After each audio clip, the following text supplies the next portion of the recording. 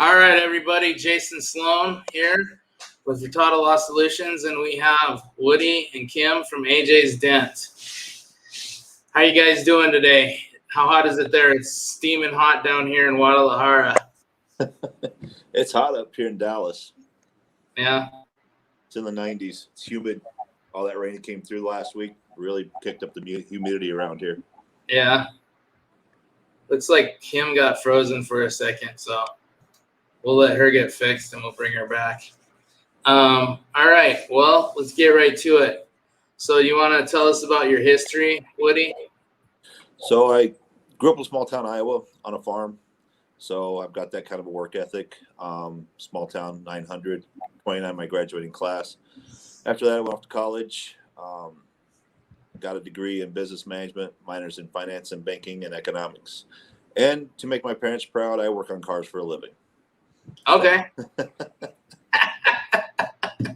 Nice.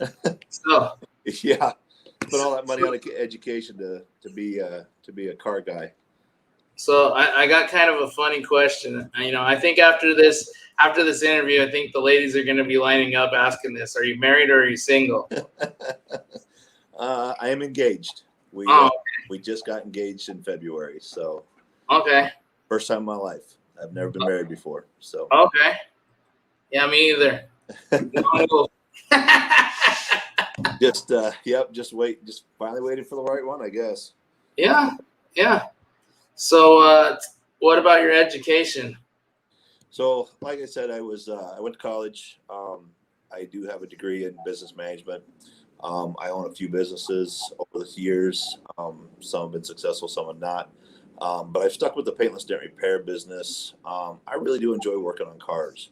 So my education kind of leads me to be more of an owner and a boss than an actual true tech.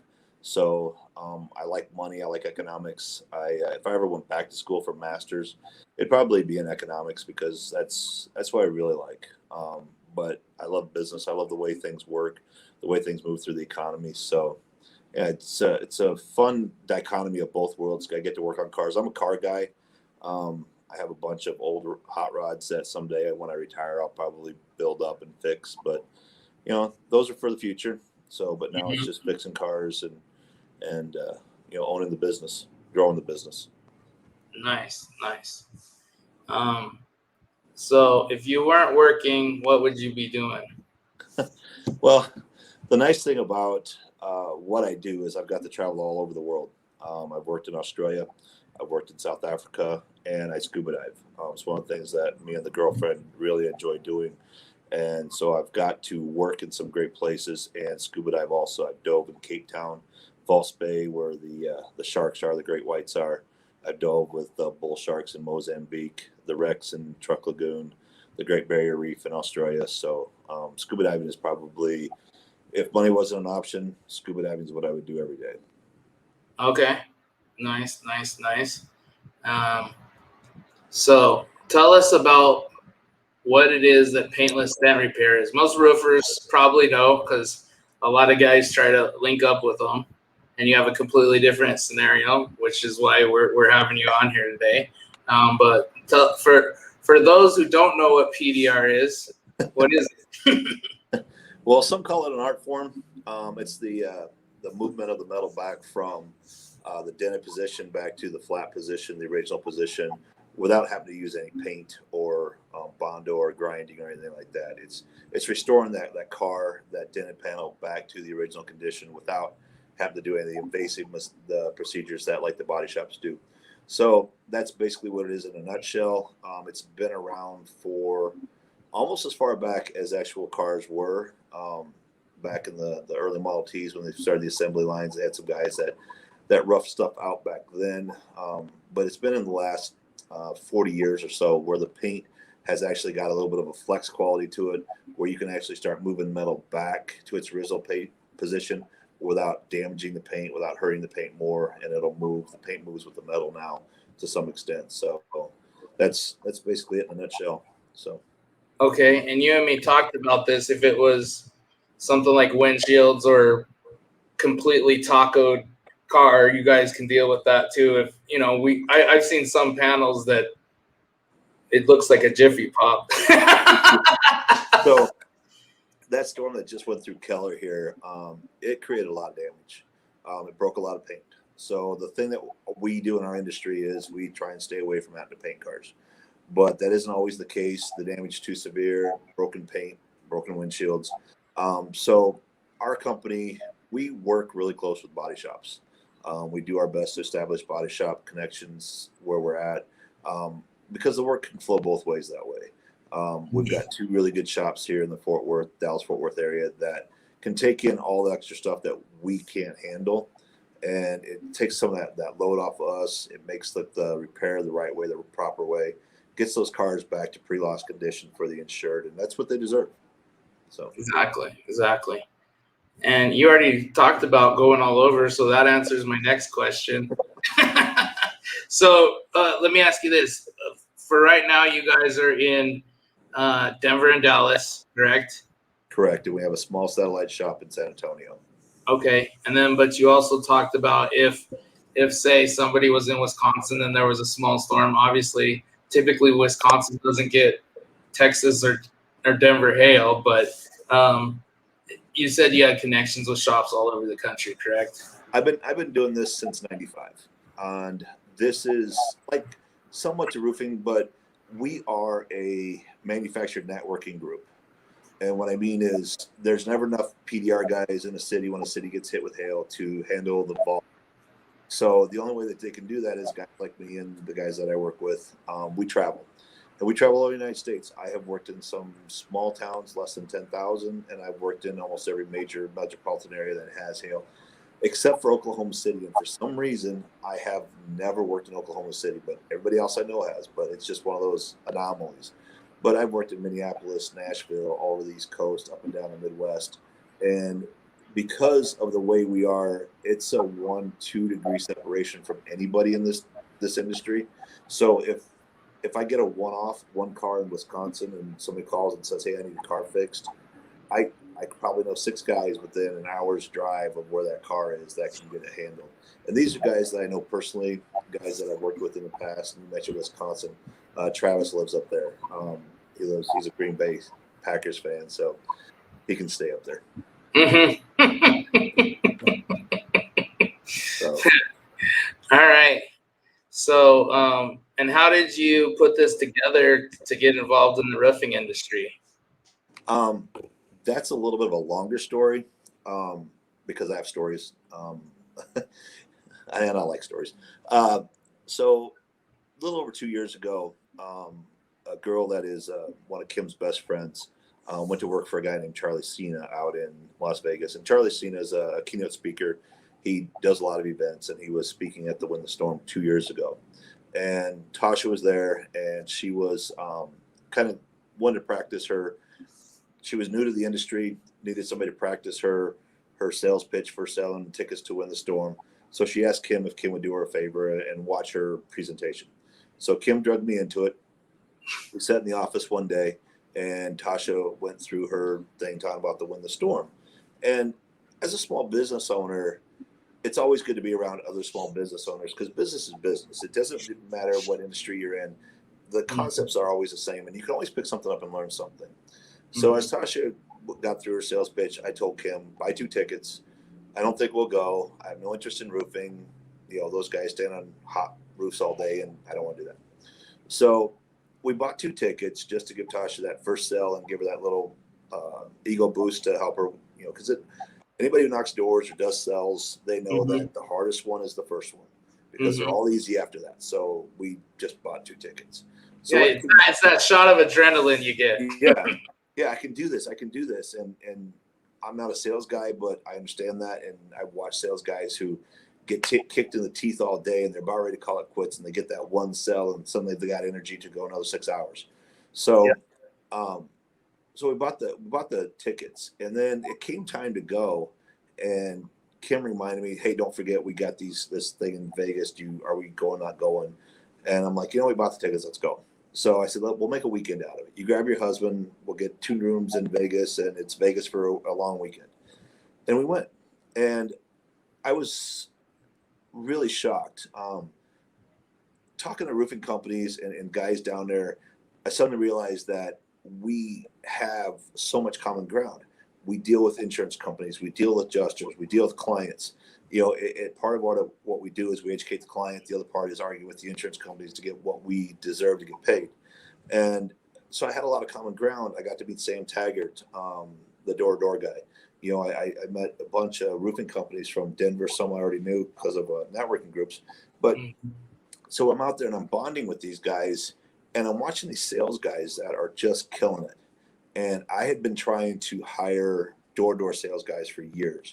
And as I am not a sales guy, I don't know what to look for. I was hiring the wrong people, just the wrong people. And I suddenly realized that there is a wealth of really, really good door-to-door sales guys, business-to-business sales guys that I was not tapping into. So when we came back from When the Storm, Kim and I sat down with our web design guy. And I said, what can I put together where I can entice roofing companies to want to work with me, send us the same leads that they have? Because if it hails on a roof, it probably hailed on their cars. Those cars got to go somewhere to get fixed. And it might as well be me. So when we came back, we sat down, and Zach had a couple of contacts in the roofing industry.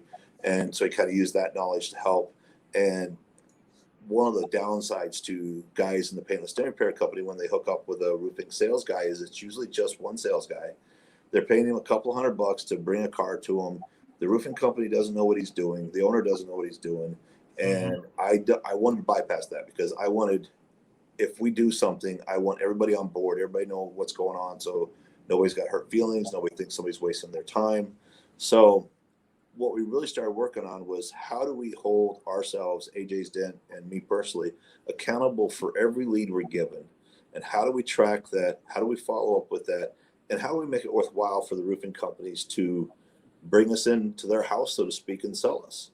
So we started with the concept that we would build a web page, and we would have a client info, and just kind of the roofing company would be able to have the client fill it out. We would get the lead. It's trackable through the web page. It's trackable. We're accountable. It's a real simple system. And that was the other thing that we were really striving for, is something that can be added on, like gutters, siding, fencing, landscaping, that roofers are already going to be in there looking at anyway, but keep it simple and make it easy to use. So, and that's kind of where that whole concept started. And thankful for Mark Brown and Valor Roofing in Denver. They were our first guinea pig, and they signed up with us right away when we approached them about it. And they've kind of fed us stuff over the years, and we've gotten some of the kinks worked out of it, so to speak, as we would with any roofing thing.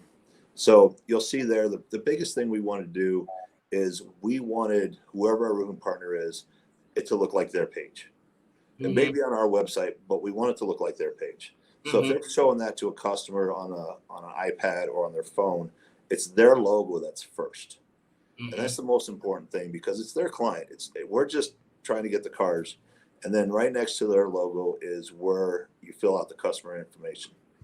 And for the companies that we work with in Dallas and in Denver, we are finding the most successful ones are the ones who the sales guy fills that out for the customer. And then it makes sure that they've got their first name, last name, email, phone number, and then the referral number, which is the sales guy's name. And that's how we track that, is through that. And then the phone numbers are specific to the roofing companies. So when they call in on those numbers, we know it's a roofing partner. We know to ask the right questions. Who is the sales guy you talk to? And it's it's a simple page. It's easy to share among neighborhoods, friends. If you fill it out and then text it to the customer, they can text it to their friends, anybody who's got hail damage. And it just helps build RKG's clientele or Valor's clientele, because again, that's the first thing they see when they open that page up. So yeah, that's why I got a lot of business, because we handled everything. We weren't just doing roof and gutters. They'd be like, "Are you doing siding? Do you actually do siding?" And I'd be like, "Yeah, go to this address around the corner." And they'd be like, "Okay, cool." Yeah. When we got smacked in 2017, that's why I got, my jobs were like $60,000, because we were doing the whole house. So, it was bigger than the guy's small commercial jobs. Yeah. So Well, you make it a one-stop shopping. So, you yeah. shut the door and you handle everything. And you as a roofing company look great because you're taking care of everything. And all we do is we take the handoff from either this page or a phone call and we take it in from there. So, and we do everything we can to make sure the customers are happy because at the end of the day, we wouldn't have them if it wasn't for the roofing companies. So we are really appreciative for that. So the next question is how do they get this $1,680? How does that work? How's that arithmetic? Because I didn't bring the flyer with me down to Mexico to show. So you can break it down for us. So you figure the way we kind of look at this is there's at least 2 cars for every roof. And the average paintless dent repair on a car is between $5,000 and $8,000. And they're usually right, especially here in Keller area. We're running between $7,000 and $8,000 on a car. So if you figure 2 cars at $7,000 a piece, that's $14,000, and 12% of $14,000 is $1,680. And it's a nice number. It's a worthwhile number, and we do it this way for a couple of reasons. One, there's money there for the sales guy, and there's a little bit of money there for the owners of the company if they want. It depends on how the companies want to break it down. I don't tell them how to break it down. Valor, they don't take anything out of it. Everything that comes through commission-wise goes straight to the sales guy. Everybody else, I mean, not everybody else, but a lot of them, they'll do like an 80-20 split or a 70-30 split or, flat rates or flat fees or whatever. So that's up to the company, and we leave that up to them. It all kind of depends on how their pay structures work and how they want it to work. Some of them can bottle it up and give it as a bonus at the end of the year. Or, like I said, it's up to them. But we like that 12% because it makes it worthwhile and it makes it real money. And it's money that on a roof that you're not going to see because it's a car and it's not part of the property damage, not part of the property O&P kind of stuff. But we want to make it worthwhile. So, and we think it's worth it. So. Well, that's why I have you on here. I thought it was worth it too, because I was like, we were talking about that, the $250 thing, and you said, yeah, I've heard horror stories about that. That's why we came up with this. Well, part of to backtrack a little bit, one of the pushbacks that I get from guys in the roofing industry that have had paintless dent repair companies work with them is we passed out 5,000 cards for a PDR company. He said he got 3 cars and gave us $200, and it's, you pass out 5,000 cars, the guy's probably getting more cars than that out of it, but you have no way of tracking it and no way of being held accountable, which is where Zach and Kim and I, when we first sat down with this, was how do we make it so all the numbers are clean, transparent all the way across? Mm-hmm. And that's why we do it this way is I would love for somebody just to pass out 10,000 of my cards and then I only have to give them $300 or $400 and they'd be happy, but this is a better way. So it's worthwhile. And so how do you see this roofing partnership program growing? Short term, long term. Right now we're, like I said, we're in the Denver, Dallas markets. We're branching out into San Antonio. Because of like Win the Storm and a few other event things that we've done, we are actually starting to have relationships with roofing companies in Chicago, Nashville, Oklahoma City, Norman, Kansas City. Met some guys last night that were based out of Kansas City. They're down working the College Station storm, but we're starting to grow. And back to your what if I get a call from somebody in Wisconsin? If you got a 1 car up there, we'll figure it out. We'll get it done. If you call and say, Woody, I've got 15 cars and it's hailed up here, we'll come up there and rent a building and we'll get set up. And long term, what we would like to see is we would like to have brick and mortar in most of the major hail markets in America. Whether they're company owned or franchise owned, we're looking for everybody that guys in my industry. A lot of guys are starting to age. I'm one of them. Starting to look at, I don't want to chase hail anymore. I kind of want to settle down, wife and kids and have my own little shop in a town. And, so some of us that are starting to age a little bit, we're looking at those kind of things.